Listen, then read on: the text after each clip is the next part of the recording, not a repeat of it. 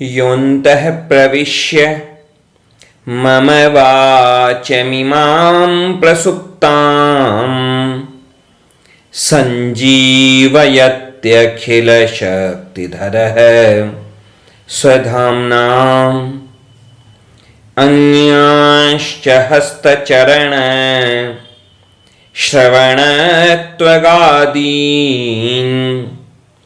प्राणान्नमो भगवते पुरुषाय तुभ्यम्। श्रीवीरराघवदयार्द्रकृपावतारम् श्रीजानकीश पदपद्मपरागभृङ्गम् श्रीश्रीधरार्य चरणाम्बुजलग्नमौलिं श्रीदेशिकार्य घनश्यामगुरुं नमामः। कर्कटे पूर्वफाल्गुन्यां तुलसीकाननोद्भवां पाण्ड्ये विश्वम्भरां गोदां वन्दे श्रीरङ्गनायिकीम्। नीलातुङ्गस्तनगिरितटीं सुप्तमुद्बोध्य कृष्णम् पारार्थ्यं स्वं श्रुतिशतशिरः सिद्धमध्यापयन्ती स्वोच्छिष्टायां सजिनिगलितं या बलात्कृत्य भुङ्क्ते गोदा तस्यै नम इदमिदं भूय एवास्तु भूयः। तिरुप्पावई में बार बार वर्णन होता है एक चीज का। सबसे ज्यादा वर्णन है प्रातःकाल होने का, सूर्योदय होने का, कि प्रातःकाल का समय हो गया, चलो भगवान का पूजन करने चलें, दर्शन करने चलें। ये जो बार बार सूर्य के उदय होने की बात कही जाती है, ये बड़ी गहरी चीज है। एक बड़ा सुंदर नाटक लिखा गया, प्रबोध चंद्रोदय। सामान्य व्यक्ति उसे पढ़ नहीं पाएगा, पढ़ेगा तो भले ही उसको उसकी भाषा में अनुवाद मिल जाए, लेकिन वो उसे समझ नहीं पाएगा। बड़ा गहरा आध्यात्मिक रूपकों से भरा हुआ वह नाटक लिखा गया श्री कृष्ण मिश्र के द्वारा। उसमें संकेत किया गया, उसका नाम जो है ना प्रबोध चंद्रोदय। एक होता है अबोध यानी अज्ञानी, और एक होता है प्रबोध यानी जो ज्ञान को प्राप्त कर लिया। तो यहां पर चंद्रोदय का तात्पर्य क्या कहा गया कि जैसे या तो जीवन में अंधकार हो, रात्रि का अंधकार हो, और उस रात्रि के अंधकार में मानो चंद्रमा का उदय हो गया, ज्ञान के चंद्रमा का उदय हो जाए तो अंधकार मिट जाता है और उसे कुछ दिखने लग जाता है। उस प्रबोध चंद्रोदय नाटक को श्री कृष्ण मिश्र के भतीजे ने दिखाया था श्री वेदांत देशिक स्वामी जी को। तो वेदांत देशिक स्वामी जी महाराज ने एक और भी उससे भी आगे बढ़कर के एक अत्यंत सुंदर एक नाटक की रचना की, जिसका नाम संकल्प सूर्योदय। यह नाटक भी बड़े गहरे आध्यात्मिक रहस्यों को अपने आप में समेटे हुए। यहां पर चंद्रोदय की बजाय सूर्योदय कहा गया, यहां चंद्रोदय की बजाय सूर्योदय, क्योंकि चंद्रमा का उदय होता है तो अंधकार कम हो जाता है, पूरा नहीं मिटता। लेकिन सूर्योदय हो जाता है तो अंधकार पूरा नष्ट होता है, सब कुछ स्पष्ट दिखाई देता है। चंद्रमा के प्रकाश में जो कुछ दिखता है बहुत धुंधला धुंधला दिखता है, भले ही पूर्णिमा का चंद्रमा हो, लेकिन फिर भी जो कुछ दिखता है वह धुंधला धुंधला दिखता है। लेकिन सूर्य के प्रकाश में सब कुछ स्पष्ट दिखाई देता है। और यह बड़ी महत्वपूर्ण बात है। बार बार तुलना की गई है शास्त्रों में कि क्या है प्रकाश और क्या है अंधकार। अंधकार को कहा गया कि अंधकार है अज्ञान। अंधकार की तुलना की गई अंधकार के साथ, और प्रकाश की तुलना की गई ज्ञान के साथ। जैसे सूर्य का प्रकाश अंधकार को नष्ट करता है, वैसे ही ज्ञान का प्रकाश अज्ञान को नष्ट करता है। तो जैसा संकल्प सूर्योदय सोचा श्री वेदांत देशिक स्वामी जी महाराज ने, वैसे ही सूर्योदय हो सबके हृदय में ज्ञान के प्रकाश का। इधर जो 8वां पासुर है तिरुप्पावई का 8वां छंद है, उसमें बड़ा सुंदर वर्णन किया गया कि गोदाम्बा जी अपनी सखियों को साथ में लेकर के उन सखियों के पास जाती हैं जो कि अब तक उठकर उनके साथ सम्मिलित नहीं हुई हैं। जो सम्मिलित हो गई उनके साथ, उनको तो साथ में लिया ही लिया, लेकिन कोई छूट न जाए, कोई पीछे न रह जाए, कोई भगवान की प्राप्ति से वंचित न रह जाए, तो सबको घर घर जाकर के जगाती हैं। कितनी महान कृपा है गोदाम्बा जी की।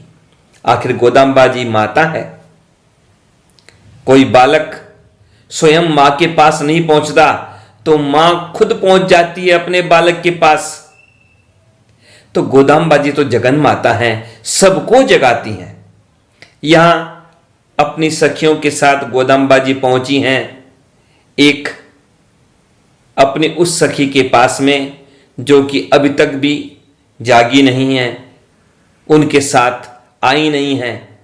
तो उसके घर पर जाकर के उसे पुकारा गोदाम्बा जी ने और कहा कि देखो तो सही, पूर्व दिशा की ओर देखो। पूर्व दिशा में संध्या का प्रकाश छा गया है।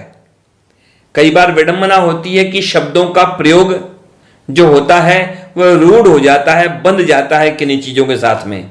जैसे संध्या शब्द है, संध्या को अधिकतर लोगों ने ले लिया कि संध्या यानी शाम का समय। असल में संध्या शब्द बनता है संधि से।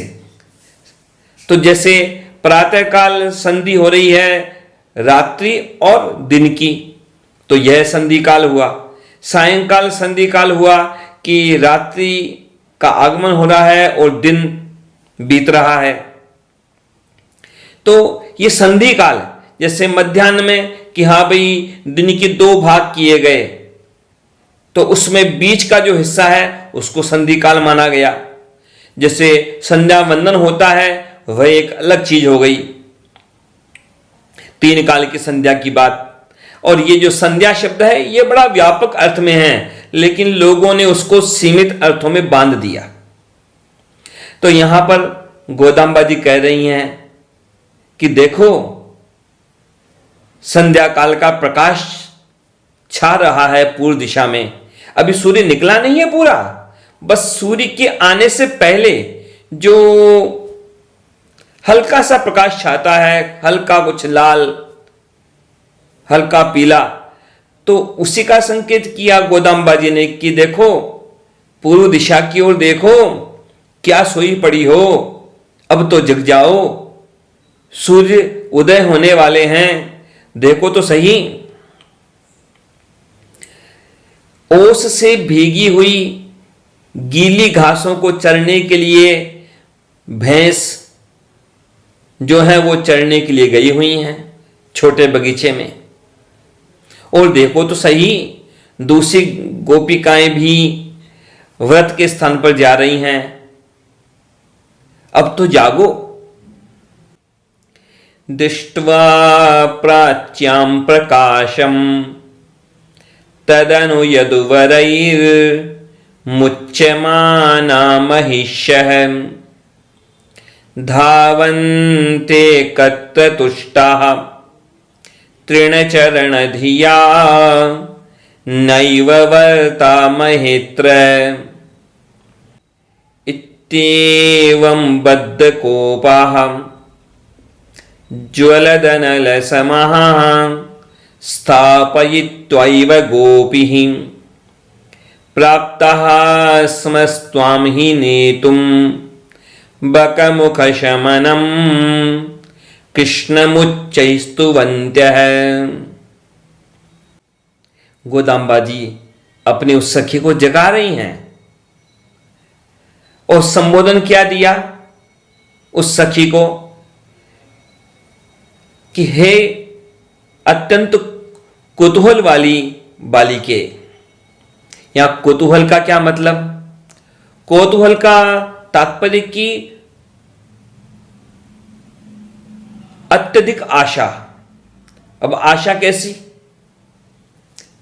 यहां पर संसार की आशा की बात नहीं हो रही है, क्योंकि यह भक्तों की बात है। यहां संसार की आशा की बात आएगी ही नहीं। ये दो तरह की आशा, एक तो भगवान के विषय में आशा और भगवान से की जाने वाली आशा। दृष्ट्वा प्राच्यां प्रकाशम तदनु यदुवरैर्मुच्यमाना महिष्यः धावन्ते कत्रतुष्टाः तृणचरणधिया नैव वर्तामहेऽत्र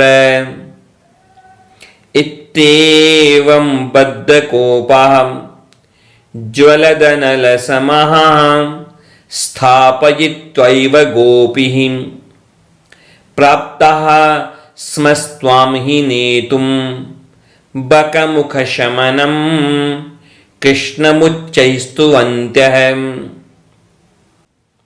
गोदाम्बा जी अपनी उस सखी को कहती हैं कि देखो तो सही, सूर्योदय होने वाला है। देखो, और दूसरी बात तुम यह भी देख लो,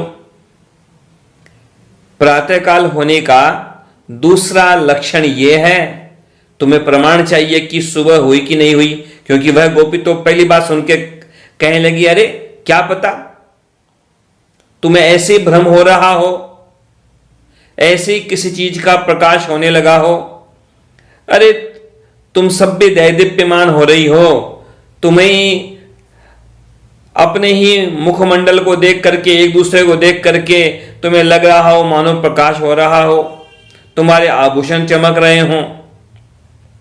यह कोई प्रमाण थोड़ी ही है कि केवल हल्का सा प्रकाश होने लग गया तो सूर्योदय होने वाला है। तो गोदाम्बा ने फिर कहा, देखो, इस प्रमाण को तुम नहीं मानती तो दूसरी बात क्या है कि देखो, जो भैंसें हैं यहां पर गोकुल में, वो सब भैंसें, वो सब छोटे बगीचे में चरने के लिए छोड़ दी गई हैं। वो सब भैंसें ओस में भीगी हुई घास को चरने के लिए निकल गई हैं। ये जो सुबह सुबह की ओस में भीगी हुई जो घास होती है, उसे चरना अच्छा माना जाता है भैंसों के लिए। तो गोप लोग अपने घर के पास एक छोटा बगीचा रखते हैं भैंसों के चरने के लिए, तो उसमें छोड़ देते हैं सुबह सुबह। उस सखी ने कहा, अरे क्या पता वो भैंसें पहले ही छूटी रह गई हों तो अपने आप चली गई हों। यह कोई प्रमाण थोड़ी हुआ कि प्रातःकाल हो गया। फिर कहा गोदाम्बा जी ने कि देखो, सब गोपियां, बाकी सब गोपियां तैयार हो गई, वो सब तो व्रत अनुष्ठान की जो जगह है उस स्थान की ओर चल पड़ी हैं। सब वो सब तैयार होकर के व्रत अनुष्ठान का पालन करने, भगवान का पूजन करने, वो सब तो चल पड़ी हैं। अब जैसे ये बात सुनी, अब तो सखी ने कह दिया, अरे वो सब तो पहले ही चल पड़ी, तो फिर मैं अकेली पीछे रह गई, मैं अकेली अब पीछे कैसे जा सकती हूं, मुझे छोड़ के कैसे चली गई वो सब। गोदाम वाली ने कहा, अरे वो सब जा तो रही थी, लेकिन मैंने तुम्हारे लिए उन सबको रोक लिया कि हम उसको लेकर के चलेंगे, तुम्हें लेकर के चलेंगे। उन सबको रोक लिया, वो सब प्रतीक्षा कर रही हैं तुम्हारी भी कि तुम आओ और तुम भी साथ चलो, हम सब मिलकर के भगवान का ध्यान करेंगे, भगवान के नामों का गान करेंगे, भगवान की लीलाओं का गान करेंगे। यहां वर्णन किया गया इस पासुर में कि जब हम भगवान की लीलाओं का गान करते हुए कि कैसे कैसे भगवान ने दुष्ट राक्षसों का वध किया, कैसे उन चाणूर जैसे पहलवानों का वध किया भगवान ने, तो हम भगवान की लीलाओं का गान करते हुए जब हम भगवान के सम्मुख जाएंगी तो भगवान भी हमारा बड़ा स्वागत करेंगे, हमारा कुशल प्रश्न पूछेंगे। जब कोई जीव संसार से पीट करके भगवान के सम्मुख जाता है तो भगवान उसका स्वागत अवश्य करते हैं। भगवान स्वागत भी करते हैं, परीक्षा भी लेते हैं। वहां श्रीमद् भागवत में देखिए कि जब रास पंचाध्यायी का आरंभ हुआ है तो दशम स्कंद के 29वें अध्याय के 18वें श्लोक का प्रसंग है कि जब गोपियां पहुंची हैं भगवान के सम्मुख, भगवान ने वंशी वादन किया और पुकारा सब जीवों को कि अरे कब तक अटके रहोगे संसार में, अब तो लौट आओ। तब जो गोपियां पहुंची हैं भगवान के सम्मुख तो भगवान ने स्वागत किया वहां पर सबका। स्वागतम वो महाभागा प्रियम किम करवाणि वह वजस्या नामयम कच्चित ब्रूता गमन कारणम। भगवान का स्वभाव है, अनुकूलता में हो कोई भक्त तो भगवान उसकी परवाह करें न करें कोई बात नहीं, पर भक्त कष्ट में हो तब तो भगवान प्रयास करते हैं कि वे तत्काल स्वयं पहुंचे अपने भक्त के पास और उसके पास पहुंचकर उसके दुखों को दूर करने का प्रयास करते हैं। यदि कोई कारण हो जाए किसी भी कारण से, उन भक्तों के ही किसी प्रारब्ध, किसी भाग्य के कर्म के कारण ऐसा कोई कारण हो जाए कि तत्काल भगवान न पहुंच पाए उस समय, तो भगवान उसमें अपनी कमी मानते हैं।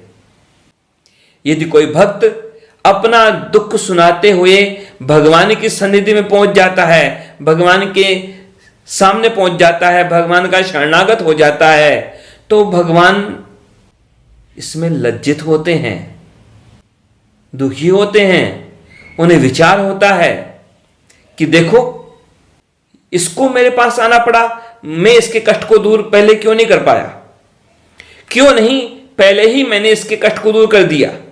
रामायण में अरण्य कांड में बड़ा महत्वपूर्ण प्रसंग है। राम जी विराजमान हैं और वहां पर ऐसा हुआ, अनेकों ऋषि मुनि इकट्ठा होकर के पहुंचे वहां दंडकारण्य में भगवान के पास, और भगवान से क्या कहा कि देखिए भगवान, यहां पर बहुत सारे राक्षस हमें बड़ा दुख दे रहे हैं, बड़ा कष्ट दे रहे हैं, हमारी आप उनसे रक्षा कीजिए। क्या कहा भगवान ने वहां पर? भगवान ने बहुत विनम्रता पूर्वक कहा, प्रसीदन्तु भवन्तो मे ह्रीरेशातु ममातुला यदि दिशैरह विप्रೈ रूपस्थेयैरुपस्थितः। अरण्य कांड के दशम सर्ग के 8वें श्लोक का वर्णन है। भगवान ने क्या कहा ऋषियों से कि हे ऋषि मुनियों, यह तो मेरे लिए बड़ी लज्जा की बात है कि आप जैसे महात्मा लोग, आप लोगों के पास तो मुझे स्वयं को आना चाहिए था और स्वयं पूछना चाहिए था कि कहीं आपको कोई कष्ट तो नहीं, लेकिन मैं आपके पास नहीं पहुंच पाया, आप मेरे पास आए हैं और आप मुझे अपने कष्ट की बात बता रहे हैं, तो मुझे लगता है कि मानो मैं अपने कर्तव्य में चूक गया। इसके लिए मुझे आप क्षमा कीजिए। कितनी बड़ी विनम्रता है भगवान की, कितनी बड़ी कृपालुता है भगवान की। बल्कि भगवान तो अयोध्या से चलते हुए कितने दूर दंडकारण्य में आए हैं, इतने दूर आए हैं खुद, लेकिन थोड़ी सी दूर महात्मा लोग चल करके आए तो भगवान अपनी इतनी दूर से आने वाली बात को भूल गए और उन महात्माओं के थोड़ी दूर से आने की बात को ध्यान रख करके, अपने बड़े कष्ट को भूल करके, उन ऋषि मुनियों के थोड़े से आने के कष्ट को देख करके ही भगवान तो कहते हैं ऋषि मुनियों से कि मुझे तो बड़ा संकोच हो रहा है कि मैं आपके पास जाता, आपके कष्टों की बात पूछता, लेकिन आप स्वयं चल के आए हैं। मैं जल्दी ही आपका कार्य करूंगा और इन दुष्टों से, राक्षसों से आपकी रक्षा करूंगा। किसी भक्त को भगवान के द्वारा केवल इतना पूछ लिया जाए, भगवान केवल इतना पूछ लें कि भाई तुम्हारे सब कुशल तो है ना, तुम्हारा स्वागत है, बोलो सब ठीक तो है ना, बोलो तुम्हारे लिए मैं क्या करूं। इतना सुनना, बस इतने में तो सब कुछ हो गया भक्त के लिए। तो बल्कि इसको तो वो ज्यादा ही मानता है। भगवान पूछ ले उसका कुशल मंगल, भगवान पूछ ले उसके बारे में कुछ भी, उसके दुख की बात सुन ले, उसके दुख की बात। तो यहां पर गोदाम्बा जी कहती हैं अपनी सखियों से कि भगवान के सम्मुख हम जब जाएंगी भगवान की लीलाओं का गान करते हुए, तो जब वे हमसे कुशल पूछेंगे, कुछ भी पूछेंगे, तो हमारा तो जीवन धन्य धन्य हो जाएगा। यहां पर यह जो प्रसंग कहा गया, इसके पीछे कई तरह के गहरे गूढ़ार्थ हैं। इसके बारे में विद्वानों ने कहा। एक वृंदावन के विद्वान थे वागीशाचार्य जी, उन्होंने इसका गूढ़ार्थ कहा कि ये क्या है वर्णन, ये कौन है भैंसें, ये क्या है ओस से भरी हुई घास, और यहां पर ये क्या है कौतूहल इन भगवान के भक्तों के मन में, और कौन है ये चाणूर इत्यादि पहलवान जिनको भगवान ने मारा, जिनका वध किया भगवान ने, जिनका उद्धार किया भगवान ने। कौन है यह केशी असुर जिसका उद्धार किया भगवान ने। तो वहां वर्णन किया उन्होंने कि अज्ञान समझो भैंस है और ओस से भीगी हुई जो घास है ये है अज्ञानी लोग। अज्ञानी लोग कैसे हैं? अज्ञानी लोग समझो ओस से भीगी हुई घास। और अज्ञानियों को कौन खाता है, कौन नष्ट करता है? अज्ञानियों को उनका अज्ञान ही नष्ट करता है। अज्ञानियों को उनका अज्ञान ही नष्ट करता है। लेकिन जब कोई भगवान की शरण में जाता है तो भगवान रूपी जो सूर्य है, भगवान ज्ञानमय है, तो भगवान के सम्मुख कोई जाता है तो अपने आप उसके सारे अज्ञान नष्ट हो जाते हैं। जो जीव भगवान के सम्मुख पहुंच गया फिर उन्हें अज्ञान नहीं सताता। अज्ञानम महिषा प्रोक्ता हिमघासस्तदाश्रयः भगवत सन्निधौ नाशम यात्यज्ञानम सदात्मनः अभिमानो भागवतः कौतूहलम्योच्यते अनन्यार्हो भगवत कथ्यते शालभंजिका कामक्रोधादयो मल्ला अहंकारस्तुरंगमः। इसलिए देखिए आप, जब प्रकाश की बात होती है, बृहदारण्यकोपनिषद में बड़ा सुंदर वाक्य कहा गया और वह वाक्य, उस बृहदारण्यकोपनिषद का नाम जिन्होंने नहीं सुना होगा उन लोगों ने भी सुना होगा वाक्य, असतो मा सद्गमय तमसो मा ज्योतिर्गमय मृत्युर्मा अमृतम गमय। वहां कहा गया, प्रार्थना करते हैं भगवान से कि हमें असत्य से सत्य की ओर ले चलो, हमें अंधकार से प्रकाश की ओर ले चलो, हमें मृत्यु से अमृतत्व की ओर ले चलो। अब कोई सोचे कि भाई अंधकार से प्रकाश की ओर ले चलो, प्रकाश तो चाहिए। तो बस प्रकाश के लिए तो फिर और उपाय हो सकते हैं। केवल प्रकाश की बात नहीं है, ध्यान रखना, ये गूढ़ अर्थ है। यदि केवल प्रकाश की बात होती तो भगवान से प्रार्थना क्यों होती? फिर तो बिजली बोर्ड से प्रार्थना करते कि भाई बिजली बोर्ड बराबर बिजली देता रहे ताकि लाइट जलती रहे, अंधकार न हो, दिन में सूर्य है ही है और रात के अंदर लाइट बराबर रह जाए तो अंधकार नहीं रहेगा। लेकिन यहां किसी बिजली बोर्ड से प्रार्थना नहीं की गई है, यहां भगवान से प्रार्थना की गई है। क्यों? क्योंकि यह बड़ा गहरा तात्पर्य है। अज्ञान ही अंधकार है, उस अज्ञान अंधकार से बाहर निकालने वाले भगवान हैं। स्वयं भगवान ही गुरु के रूप से आते हैं और ज्ञान देकर के जीवों को अज्ञान से निकालते हैं, ज्ञान की प्राप्ति कराते हैं, ज्ञान का प्रकाश उन्हें देते हैं। जो गुरु शब्द है, इस गुरु शब्द की जो व्युत्पत्ति है, उसका तात्पर्य है, उसके बारे में शास्त्रों में बार बार कहा गया। कुछ शब्द बदलेंगे लेकिन मोटे तौर पर यही शब्द रहेंगे जगह जगह पर। गुकारस्त्वंधकार स्यात्, रुकारस्तन निरोधक है, अंधकार निरोधत्वात् गुरुरित्य विधीयते।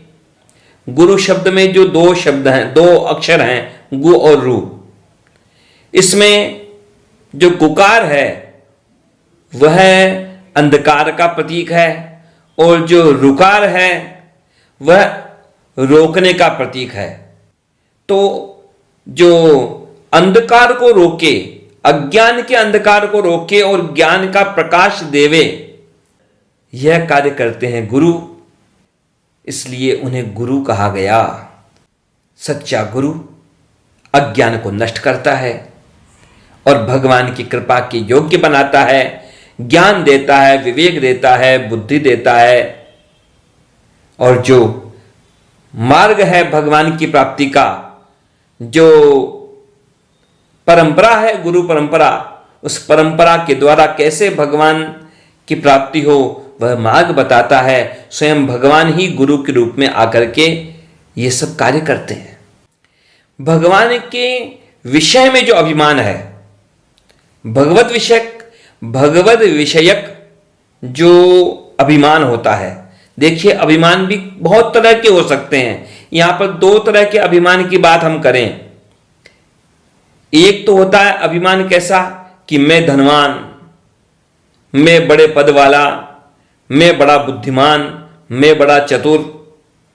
तो ये सब सांसारिक अभिमान हैं, ये तामसिक अभिमान हैं, ये सब भगवान से दूर करते हैं।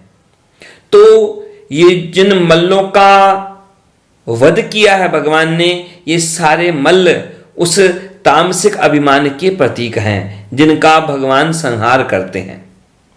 लेकिन दूसरा अभिमान कौन सा है? दूसरा अभिमान है भगवान के विषय का अभिमान। मैं भगवान का हूं, मैं भगवान का दास हूं, भगवान मेरे स्वामी हैं। इस तरह के जो अभिमान हो मन में, इस तरह का जो गौरव हो अपने मन में, तो ये जो अभिमान है ये बड़ा सात्विक अभिमान है और यह भगवान की कृपा के योग्य बनाता है, भगवान से दूर नहीं करता। यह अभिमान श्रेष्ठ अभिमान है। जैसा कि हनुमान जी महाराज बारंबार गर्जना करते हुए कहते हैं वाल्मीकि रामायण में, सुंदरकांड में, युद्ध कांड में बार बार गर्जना करते हैं, दासो हम कौशलेंद्रस्य, मैं तो राम जी का दास हूं, मैं तो राम जी का दास हूं। एक ही गर्जना बार बार। सुतीक्ष्ण जी का प्रसंग आता है रामचरितमानस में, तो सुतीक्ष्ण जी क्या निवेदन करते हैं भगवान से? अस अभिमान जाई जनि भोरे, मैं सेवक रघुपति पति मोरे। कि मेरे मन में बाकी सारे अभिमान तो चले जाएं, लेकिन ये अभिमान कभी न जाए कि कौन सा अभिमान न जाए कि मैं सेवक हूं, मैं दास हूं राम जी का और राम जी मेरे स्वामी हैं। ये अभिमान मेरा कभी न जाए, ये अभिमान तो बना रहे। बाकी सब चीजों का अभिमान चला जाए, कभी ना आए मेरे पास, लेकिन ये अभिमान बना रहे।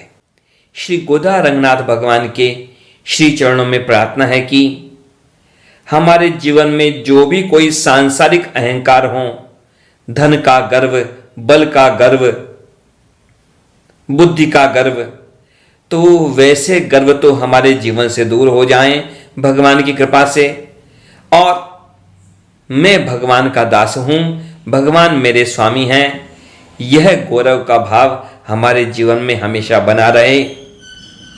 भगवान के श्री चरणों में यही प्रार्थना है। जय श्रीमन नारायण।